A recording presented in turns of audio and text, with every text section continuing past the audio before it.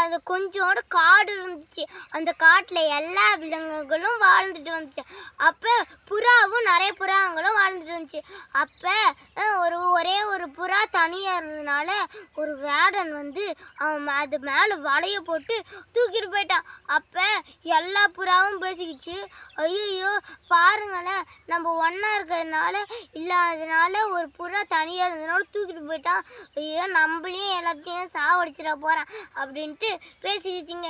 அப்புறமா ஒரு முடிவு எடுத்துச்சிங்க, நம்ம யாருமே தனித்தனியாக போகக்கூடாது, ஒன்றா ஒற்றுமையாக தான் இருக்கணும்னு பேசிக்கிச்சு.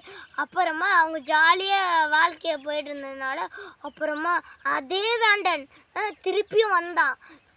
அப்போ பார்த்தான், அங்கே எல்லா புறாக்களும் ஒன்றா இருக்கிறத பார்த்தான். ஐயோ சூப்பர் தான், நம்மளுக்கு நல்ல வேலை, நம்ம டக்குன்னு அது மேலே போட்டு பிடிச்சிடணும் அப்படின்னு நான் நினச்சிட்டு இருந்தானா. அப்புறமா அவனும் போட்டானா.